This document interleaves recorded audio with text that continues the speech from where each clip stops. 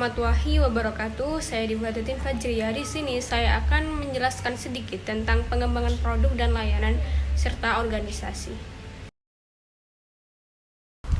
Yang pertama yaitu ada inovasi, kreativitas, dan desain. Kreativitas ini adalah unsur penting dalam inovasi. Jika kreativitas merupakan unsur penting dari inovasi, dan inovasi menyeratkan membuat ide-ide baru menjadi praktis, lalu proses yang mengubah ide-ide inovatif menjadi sesuatu yang lebih konkret. Hal tersebut disebut dengan desain. Dalam tahapan desain harus disertai dengan kreativitas dan inovasi agar dapat menciptakan sesuatu yang sesuai dengan keinginan secara optimal, dan tiga-tiganya saling berhubungan. Kemudian pentingnya strategis pengembangan produk dan layanan. Gambar ilustrasi yang di sini menjelaskan pentingnya strategis pengembangan produk dan layanan, di mana pasar yang kompetitif dan pelanggan yang menuntut membutuhkan produk layanan yang diperbarui dan disegarkan. Bahkan, perubahan kecil pada produk dan layanan dapat berdampak pada daya saing. Pasar juga menjadi lebih terfragmentasi. Dibutuhkan varian produk dan layanan yang dikembangkan secara khusus untuk kebutuhan mereka. Pada saat yang sama, teknologi menawarkan peningkatan peluang untuk eksploitasi mereka dalam produk dan layanan baru. Seorang juga tidak dapat selalu memisahkan pengembangan produk dan jasa di satu sisi dari pengembangan proses yang menghasilkannya di sisi lain. Dengan demikian, pengembangan produk dan jasa mempengaruhi dan dipengaruhi oleh hampir semua keputusan dan aktivitas lain dalam fungsi operasi. Kemudian selanjutnya, saya akan menjelaskan perumusan dan implementasi dalam proses strategi operasi. Proses perumusan strategi operasi berkaitan dengan bagaimana menyelaraskan kebutuhan pasar dengan sumber daya operasi dalam jangka panjang. Selanjutnya yaitu di sini ada 3 analisis yang diperlukan untuk perumusan.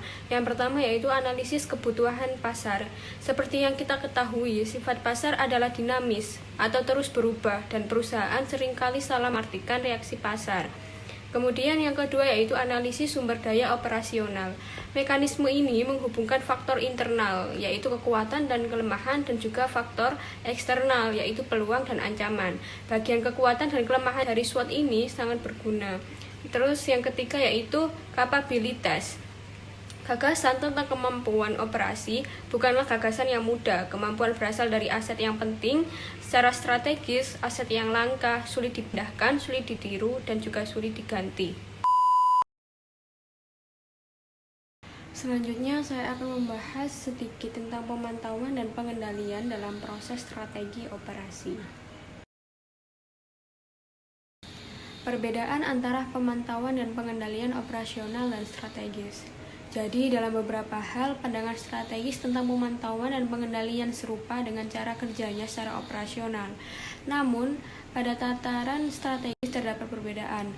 Pada tingkat operasional, pemantauan dan pengendalian kegiatan operasi tampaknya merupakan masalah yang mudah. Setelah membuat rencana untuk operasi, setiap bagian harus dipantau untuk memastikan bahwa kegiatan yang direncanakan benar-benar terjadi.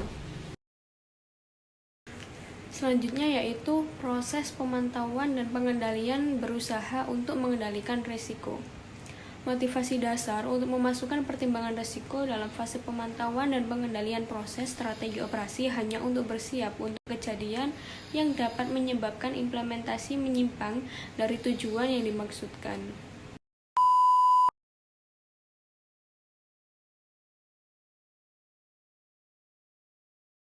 Di sini saya menggunakan contoh perusahaan tepung terigu di Surabaya, yaitu perusahaan Bogasari, di mana perusahaan yang memproduksi produk tepung terigu dan juga beberapa produk yang diproduksi berbentuk pasta. Perusahaan juga memproduksi makaroni, spaghetti, juga saus untuk pasta.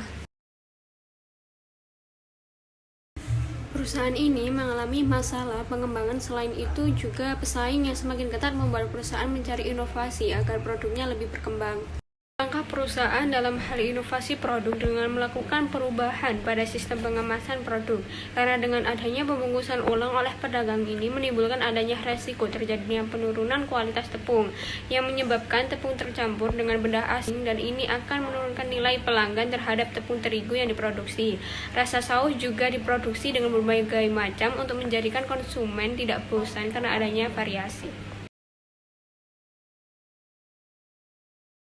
Kemudian, perusahaan melakukan berbagai inovasi, juga melakukan berbagai cara, diantaranya yaitu melakukan berbagai tahapan dan juga strategi agar berhasil memanfaatkan peluang untuk perusahaan dapat berkembang. Contoh dari tahapan tersebut yaitu yang pertama, menganalisa persaingan usaha tepung terigu yang ada.